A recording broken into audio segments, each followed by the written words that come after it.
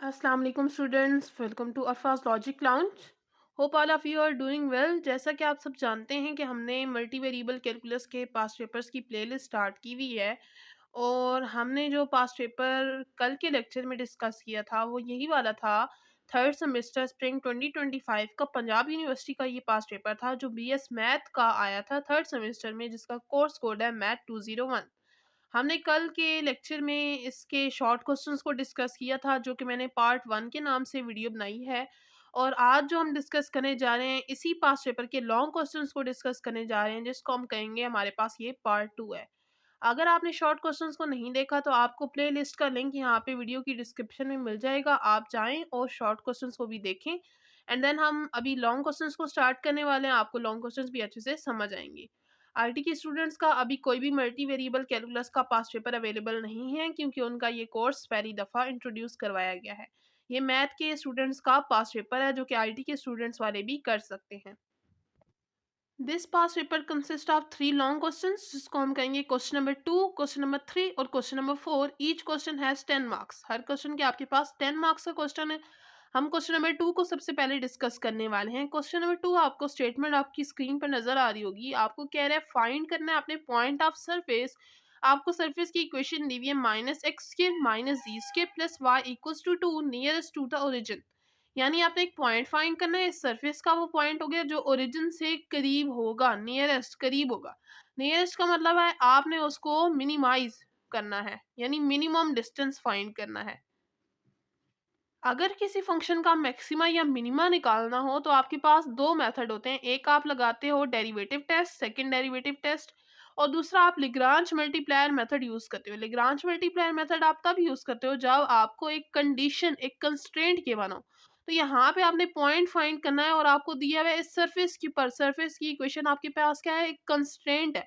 जब आपको कोई कंस्ट्रेंट गिवन हो और आपने फंक्शन का मैक्सिमा या मिनिमा फाइंड करना हो तो आप यहाँ पे लिग्रांज मल्टीप्लायर मेथड यूज करोगे। तो यहाँ पे हम लिग्रांज मल्टीप्लायर मेथड यूज करेंगे। सबसे पहले लिग्रांज मल्टीप्लायर मेथड में क्या होता है, हमें एक फंक्शन चाहिए होता है और साथ में एक कंस्ट्रेंट या कंडीशन चाहिए होती है। कंस्ट्रेंट आपको ये दी हुई है, फंक्शन हम खुद बनाएंगे। फंक्शन किस तरह से बनाएंगे कि हमने एक पॉइंट फाइंड करना है जो कि ओरिजिन से करीब हो, यानी ओरिजिन अगर ये है ओरिजिन, तो ओरिजिन से करीब करीब यहाँ पे अगर कोई पॉइंट है तो हम इसका डिस्टेंस फाइंड करेंगे, हमारे पास फंक्शन होगा तो हम फंक्शन यूज बनाएंगे डिस्टेंस फार्मूला को यूज करते हुए। तो सबसे पहले मैंने यहाँ पे ये कंडीशन जो हमें दी हुई थी मैंने लिख ली और मैंने इसको क्वेश्चन नंबर 1 का नाम दे दिया। अब मैंने क्योंकि डिस्टेंस फाइंड करना है तो मैं यहाँ पे लिख रही हूँ कि डिस्टेंस जो है इस पॉइंट का जो कि इस इक्वेशन के ऊपर लाई करता है, ये वाला पॉइंट जो हमने फाइंड करना है ना पॉइंट, उसको मैंने अभी एक्स वाई जी का नाम दे दिया। ये इस पॉइंट से जो कि इस इक्वेशन नंबर 1 यानी इस कंस्ट्रेंट यानी इस सरफेस के ऊपर लाई करता है उसका ओरिजिन से डिस्टेंस क्या होगा। तो डिस्टेंस फार्मूला आपके पास होता है D is equal to square root of X minus x one का whole square plus Y minus Y one का whole square plus Z minus जी वन का होल स्क्वायर। कभी कभी इस तरह भी होता है, यहाँ पे लिखा होता है x two minus x one y two minus Y one z two minus जी वन। तो आपकी चॉइस है, आप जिस तरह से लिखो। अब क्योंकि हम ओरिजिन से डिस्टेंस फाइंड कर रहे हैं तो ओरिजिन पे एक्स वाई और जी तीनों हमारे पास क्या होते हैं, जीरो होते हैं। तो यहाँ पे एक्स वन की जगह भी हम जीरो पुट करेंगे, वाई वन की जगह भी जीरो, जी वन की जगह भी जीरो। तो हमारे पास क्या आ जाएगा, एक्स का स्क्वायर प्लस यहाँ से वाई का स्क्वायर प्लस यहाँ से जी का स्क्वायर। अब क्योंकि मुझे फंक्शन चाहिए लेकिन इसके ऊपर आ रहा है स्क्वायर रूट, पहले तो मुझे स्क्वायर रूट हटाना पड़ेगा।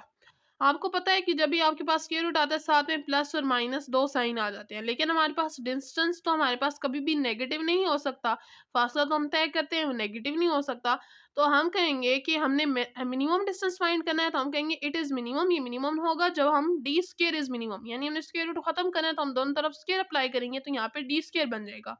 तो ये मिनिमम कब आंसर देगा, जब डी स्क्वायर मिनिमम होगा। तो हमने इस फंक्शन को मैक्सिमाइज करना है। हमने कहना है कि हम मैक्सिमाइज करने वाले हैं d square is equal to x square plus Y square plus c square, और आपको कंस्ट्रेंट या कंडीशन क्या दी हुई है, इक्वेशन नंबर 1। तो ये आपके पास फंक्शन आ गया, इसको आप कह सकते हो एफ ऑफ एक्स वाई जी। ठीक है, ये हो गया। और साथ में आपको जो कंस्ट्रेंट गिवन है ये वाला, इसको आप कहोगे जी ऑफ एक्स वाई जी। आप लेग्रांज मल्टीप्लायर मेथड यूज करना है, वहाँ पे फंक्शन ही पुट करना है और ये कंस्ट्रेंट ही पुट करना है। कंस्ट्रेंट के लिए कंडीशन ये होती है कि आप राइट साइड को जीरो रखते हो, यानी एक साइड जीरो हो, ये टू है इधर, इसको उस साइड पे ले जाए। लेकिन देखिए अगर मैं 2 को साइड में ले जाऊँगी, 2 के साथ ही माइनस का साइन, इधर भी माइनस का साइन, इधर भी माइनस का साइन, 3 टर्म्स के साथ माइनस आ रहा है।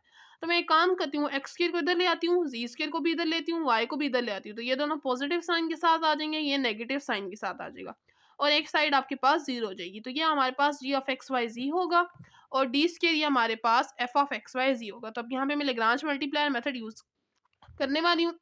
लैग्रांज मल्टीप्लायर मेथड क्या होता है कि आपके पास एक फंक्शन होता है लैग्रांज मल्टीप्लायर फंक्शन।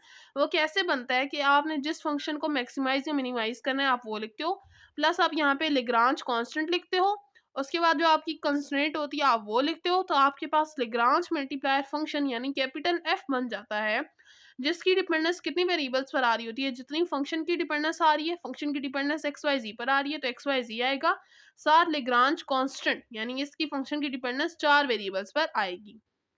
अब यहाँ पे एफ एफ एक्स वाई जी की वैल्यू हम पुट कर देंगे, क्या है एक्स के प्लस वाई के प्लस जी के प्लस लैम्डा और कंस्टेंट की मैंने आपको बताई है क्या आएगी 2 प्लस एक्स प्लस जी के माइनस वाई। अब जब आपके पास लैग्रांज मल्टीप्लायर फंक्शन बन जाता है तो आपका काम होता है कि लैग्रांज मल्टीप्लायर फंक्शन की डिपेंडेंस जितने वेरिएबल्स पर आ रही है उन सब की रिस्पेक्ट से हमने पार्शियल डेरिवेटिव लेना होता है। तो एक्स वाई जी और लेमडा चारों की रिस्पेक्ट से हम पार्शियल डेरिवेटिव लेंगे। पहले एक्स की रिस्पेक्ट से ले रहे हैं, एक्स की रिस्पेक्ट से देखेंगे एक्स वाली टर्म एक ही इन्वॉल्व है, यहाँ पे एक्स स्क्वायर पे पावर लगेगा, डेरिवेटिव क्या आएगा 2x। ये दोनों एक्स की रिस्पेक्ट से कांस्टेंट है, यहाँ से ये वाली एक्स वाली टर्म है इसका डेरिवेटिव क्या आएगा 2x और साथ में lambda 2 lambda x equals to 0। जितने भी आप पार्शियल डेरिवेटिव्स निकालोगे आपने उसको 0 के इक्वल रख के वहाँ से लेमडा की वैल्यू एलिमिनेट करने की कोशिश करनी है। तो यहाँ से देखें 2x दोनों टर्म्स में आ रहा है, मैं कॉमन ले लूंगी, अंदर क्या आ जाएगा यहाँ से 1, यहाँ से लेमडा। तो यहाँ से मेरे पास लेमडा की वैल्यू क्या आ जाएगी -1 और 2x को जब मैं 0 के इक्वल रखूंगी तो यहाँ से मेरे पास x की वैल्यू भी आ गई है, x की वैल्यू यहाँ से 0 आ गई है। देन मैं अब यहाँ पे y की रिस्पेक्ट से पार्शियल डेरिवेटिव लूंगी, तो ये y वाली टर्म इन्वॉल्व है, यहाँ पे पावर लगेगा तो y डेरिवेटिव क्या आएगा 2y। यहाँ पे y वाली एक ही टर्म है, y की रिस्पेक्ट से y का डेरिवेटिव 1 क्या आ जाएगा -1 और साथ में लेमडा यानी माइनस का लेमडा इक्वल्स टू 0। तो यहाँ से लेमडा की वैल्यू क्या आ जाएगी 2y। इसी तरह z की रिस्पेक्ट से पार्शियल डेरिवेटिव लूंगी तो z वाली ये टर्म इन्वॉल्व है, यहाँ पे 2z बनेगा और यहाँ पर 2z और साथ में लेमडा जिसको 0 के इक्वल रखूंगी। दोनों टर्म्स में 2z आ रहा है, कॉमन ले लूंगी, अंदर क्या आ जाएगा 1 प्लस लेमडा इक्वल्स टू 0। अगर 2z को 0 के इक्वल रखूँ तो यहाँ से z की वैल्यू 0 आ रही है और 1 प्लस लेमडा को जब 0 के इक्वल रखूंगे तो यहाँ से लेमडा की वैल्यू आ जाएगी -1। देन हमने लेना है लेमडा की रिस्पेक्ट से पार्शियल डेरिवेटिव। तो देखिए लेमडा की रिस्पेक्ट से लेमडा का डेरिवेटिव 1 आ जाएगा, तो ये सारी टर्म साथ कांस्टेंट है, ये इसका डेरिवेटिव आ जाएगा। यहाँ पे लेमडा इन्वॉल्व ही नहीं है तो ये तीनों कांस्टेंट है, इनका डेरिवेटिव 0। अब हमने क्या करना होता है, जो भी हमारे पास ये लेमडा की वैल्यूज आती है ना तीनों, जो डेरिवेटिव लेते हैं एक्स वाई जी की रिस्पेक्ट से, इन तीनों को हम इक्वल रखते हैं और यहाँ से कोई भी दो वेरिएबल्स को हम लेकर आते हैं यानी सिंगल वेरिएबल की फॉर्म में लेकर आते हैं। अगर आपके पास है एक्स है एक, दूसरा आपके पास वाई है, वाई को भी आप एक्स की फॉर्म में ले आओ, जैसे आ गया आपके पास 3x। जी है उसको भी आप एक्स की फॉर्म में ले आओ जैसे कि 5x। इस तरह करके आप एक्स की वैल्यू को चेंज नहीं करते, वाई और जी को एक्स की फॉर्म में लेके आते हो, टोटल सारा एक्स बन जाता है, फिर आप यहाँ पे पुट करते हो एक्स की वैल्यू आ जाती है। लेकिन इस क्वेश्चन में थोड़ा-सा डिफरेंट है सिनेरियो कि आपके पास x और y z की वैल्यू पहले से आ चुकी है। यहीं से डायरेक्ट आ गई, हमें कुछ लंबा-चौड़ा काम नहीं करना पड़ा। सिर्फ अब हमने y की वैल्यू निकालनी है। y की वैल्यू कैसे निकालेंगे? हम अपनी इस लैम्ब्डा वाली इक्वेशन में अपनी कंस्ट्रेंट में x और z की वैल्यू 0 पुट करेंगे तो हमारे पास y की वैल्यू यहाँ से आ जाएगी। तो यहाँ पे देखिए मैंने लिखा कि मैं x और z को इक्वेशन नंबर 2 के अंदर 0 पुट करने वाली हूँ, तो यहाँ पे x और z की जगह 0 पुट करेंगे तो क्या आ जाएगा 2 माइनस वाई इक्वल्स टू 0 और यहाँ से y की वैल्यू क्या आ जाएगी 2। तो हमारा रिक्वायर्ड पॉइंट क्या आ गया, x की वैल्यू 0, y की वैल्यू 2 और z की वैल्यू 0। तो आपके पास पॉइंट आ गया 0 टू 0। ये आपके पास था पहला क्वेश्चन, लॉन्ग क्वेश्चन।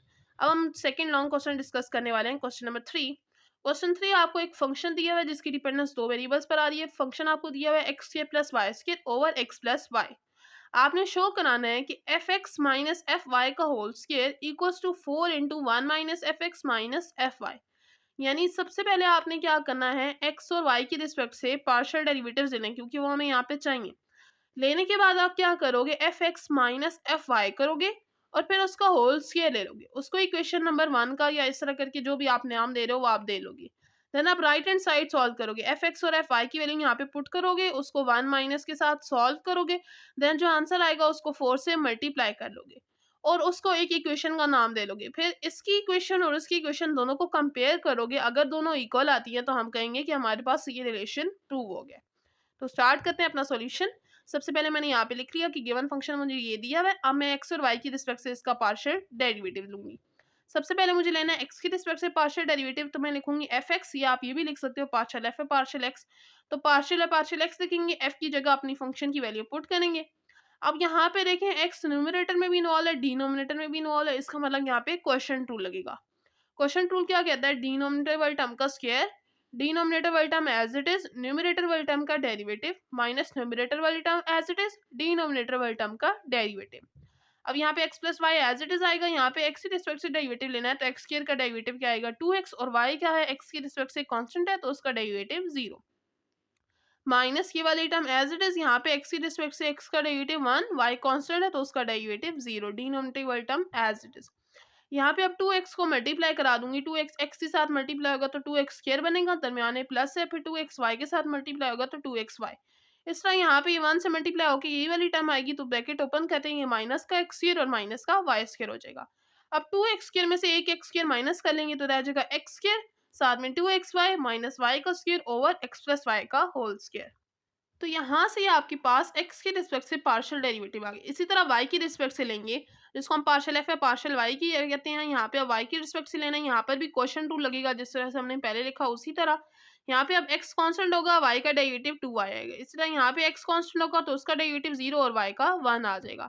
अभी यहाँ पे 2y आ गया, पहले 2x था, 2y को जब x के साथ मल्टीप्लाई करूंगी 2xy, दरमियान में प्लस से, फिर 2y को y से मल्टीप्लाई करूंगी 2y स्क्वायर। इस तरह यहाँ पे ब्रैकेट ओपन करूंगी, minus x square minus y square, denominator वाली टर्म एज इट इज। अब यहाँ पे क्या होगा, 2y स्क्वायर में से एक y स्क्वायर माइनस हो जाएगा तो y का स्क्वायर आ जाएगा, साथ में माइनस एक्स स्क्वायर और 2xy over x plus y का होल स्क्वायर। अब आपके पास पार्शियल डेरिवेटिव्स आ चुके हैं। अब पहले मैं लेफ्ट हैंड साइड को सॉल्व करने वाली हूँ। लेफ्ट हैंड साइड आपके पास ही F x minus F Y का होल स्क्वायर, तो सबसे पहले मैं F x minus F Y लेने वाली हूँ। एफ एक्स यानी एक्स की रिस्पेक्ट से partial derivative, minus F Y का मतलब वाई की रिस्पेक्ट से पार्शियल डेरिवेटिव। डिनोमिनेटर वाले दोनों टर्म्स सेम है, यहाँ पे हम एलसीएम लेंगे तो ऊपर वाली सारी टर्म्स एज इट इज आएंगी, माइनस है तो अंदर वाली तीनों टर्म्स का साइन चेंज हो जाएगा, वाई स्क्वायर माइनस का हो जाएगा, एक्स स्क्वायर प्लस का और 2xy माइनस का।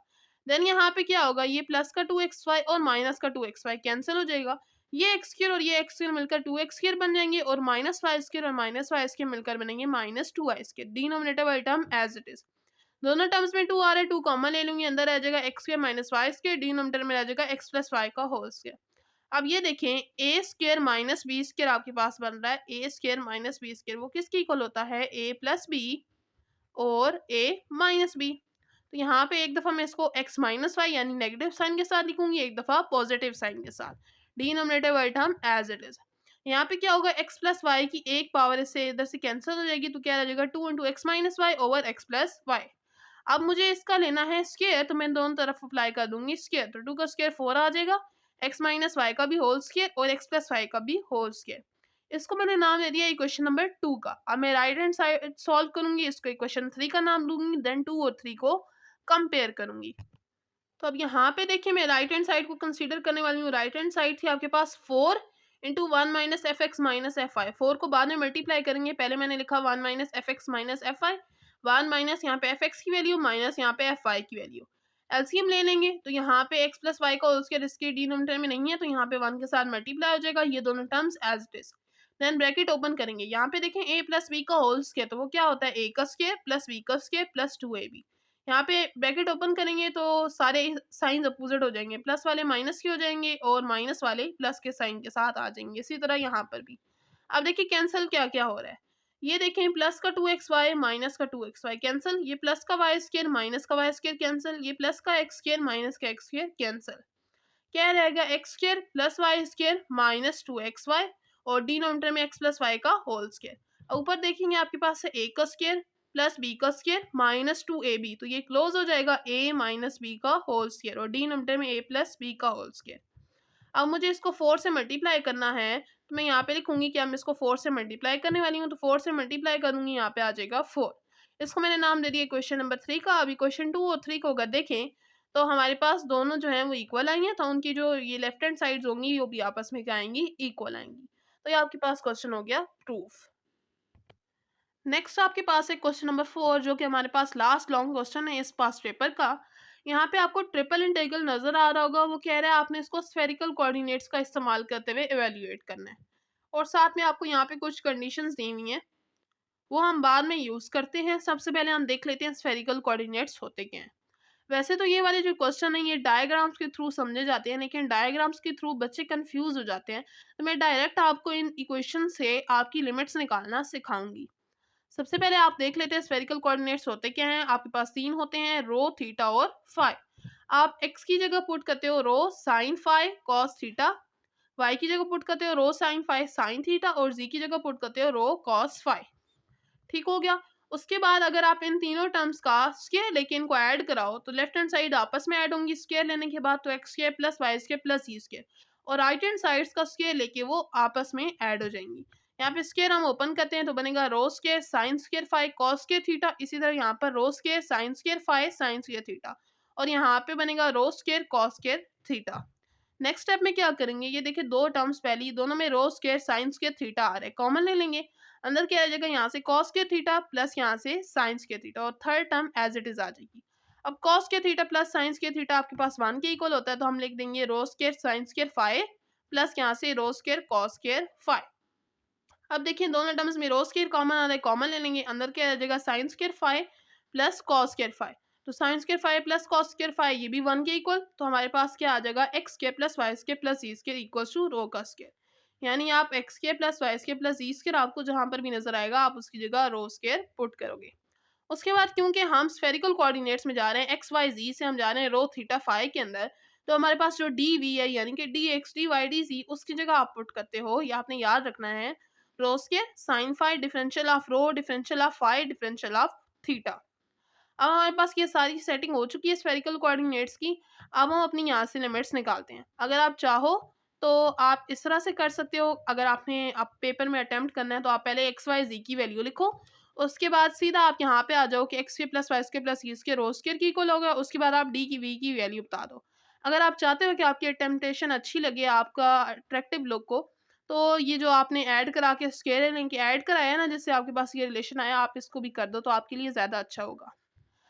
अब हम स्फेरिकल कोऑर्डिनेट्स के लिए हमें यहाँ पे रो थीटा और फाई की लिमिट्स चाहिए, तो हम बारी बारी तीनों की लिमिट्स निकालेंगे। आपको क्वेश्चन के अंदर तीन तरह की इक्वेशंस दी हुई हैं, हम तीनों को यूज़ करेंगे, तीनों रिलेशंस को। पहले आपको दिया हुआ है एक्स के प्लस वाई के प्लस ई के लेस देन इक्वल्स टू 1, तो मैंने अभी आपको बताया कि एक्स के प्लस वाई के प्लस ई स्क्वायर किसके इक्वल होगा, रो स्क्वायर के, तो यहाँ पे आएगा रो square less than equal to 1, तो रो स्क्वायर आएगा यहाँ पे इस तरह आएगा रो square less than equal to 1। मुझे रो की वैल्यू चाहिए, दोनों तरफ स्क्वायर रूट अप्लाई करूंगी तो रो की वैल्यू क्या आ जाएगी प्लस माइनस 1। लेकिन रो की वैल्यू कभी भी नेगेटिव नहीं हो सकती, रो की लोअर लिमिट हमेशा 0 होगी, तो हम यहाँ पे लिखेंगे रो की लोअर लिमिट 0 और अपर लिमिट क्या आ जाएगी 1। देन हम सेकंड यूज करते हैं, आपको क्वेश्चन के अंदर दिया हुआ है जी ग्रेटर देन इक्वल टू 0। हमेशा ये याद रखें कि आपके पास फाई की लिमिट्स जी से ही निकलेंगी, ठीक है, ये आपने बात याद रखनी है। जी की जगह हमने क्या पुट करना है मैं ऊपर आपको बता चुकी हूँ, रो कॉस फाई जी की जगह हम पुट करते हैं। रो को दूसरी साइड पे ले जाऊंगी, डिवाइड होकर आंसर 0 दे देगा। अब मुझे वो पता लगाना है कि कॉस कौन से एंगल पे आंसर 0 देता है। कॉस एंगल 90 पे आंसर 0 देता है, 90 को हम कहते हैं पाई बाय 2, ठीक है। तो upper limit pi by 2, lower limit हम कंसीडर करेंगे 0 क्योंकि वो फर्स्ट क्वार्टर के अंदर है। तो हमारे पास यहाँ पे फाई की लिमिट्स कहाँ से कहाँ तक आ जाएंगी, 0 से पाई बाय 2। अब हमारे पास थीटा की लिमिट्स रह गई हैं। क्वेश्चन के अंदर आपको एक और ये चीज दी हुई है कि y greater than equal to 0। अब यहाँ पे y की वैल्यू पुट करेंगे स्फेरिकल कोऑर्डिनेट्स की टर्म में, वो क्या थी, rho sine phi sine theta greater than equal to 0। अब क्योंकि मुझे थीटा की लिमिट्स निकालनी है तो साइन थीटा को इधर ही रखेंगे, रो साइन फाई दूसरी साइड पे डिवाइड होकर आंसर 0 दे देगा। अब मुझे वो एंगल पता लगाना है जिसपे साइन आंसर देता है 0, तो साइन आंसर देता है 0 किस एंगल पर, 0 पर और पाई पर, पाई का मतलब होता है 180, ठीक है। तो यहाँ पे थीटा की लिमिट्स क्या बनेंगी, लोअर लिमिट 0 और अपर लिमिट पाई या फिर 180। अब तीनों लिमिट्स आ चुकी हैं, तीनों कांस्टेंट हैं, आपकी मर्जी आप जिसको पहले जिसको बाद में पुट करो।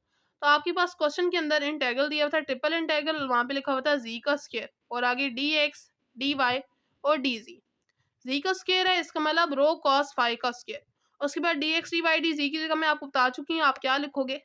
अब यहाँ पे मैंने पहले फाई का डिफरेंशियल लिखा हुआ है, देन थीटा का, देन हमने रो का लिखा हुआ है। क्यों, क्योंकि मैंने पहले फाई की लिमिट्स पुट की हैं, देन थीटा की, देन रो की लिमिट्स पुट की हैं। आपकी चॉइस है आप जिसको पहले पुट करो, क्योंकि तीनों लिमिट्स कांस्टेंट हैं।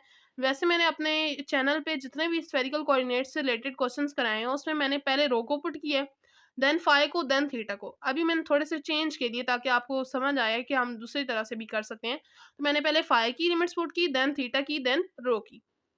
तो सबसे पहले फाई का डिफरेंशियल लगाना है, इसका मतलब फाई की रिस्पेक्ट से इंटीग्रेशन करनी होगी। सबसे पहले हम यहाँ पे थोड़ी सी सेटिंग बना लेते हैं। यहाँ पे स्क्वायर ओपन करेंगे तो रो स्क्वायर बनेगा और ये भी रो स्क्वायर है, बेसिस सेम है तो पावर ऐड, तो रो की पावर हो जाएगी 4, साथ में कॉस स्क्वायर फाई, यहाँ पे साइन फाई, और आगे तीनों डिफरेंशियल आ जाएंगे। अब क्योंकि मुझे पहले फाई की रिस्पेक्ट से इंटीग्रेशन करनी है, तो यहाँ पे देखें फाई वाले ये दो हमारे पास फंक्शन इन्वॉल्व है, लेकिन इसके ऊपर है पावर। जिसके ऊपर पावर होती है हम उसकी इंटीग्रेशन करते हैं।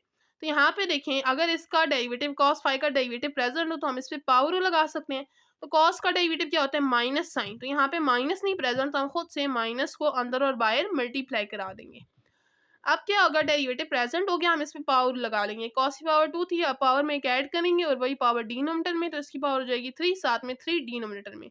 साथ में हमारे पास फाई की लिमिट्स है 0 से पाई/2, तो वो आ जाएंगी। अब यहाँ पे फाई का डिफरेंशियल नहीं आएगा क्योंकि फाई की रिस्पेक्ट से इंटीग्रेशन कर चुकी हैं। रो और थीटा का डिफरेंशियल आएगा। अब यहाँ पे हम लिमिट्स पुट करेंगे। सबसे पहले 3 को मैं बाय ले जाती हूँ, कांस्टेंट है। यहाँ पे फाई की जगह पहले अपर लिमिट पाई/2, फिर लोअर लिमिट 0।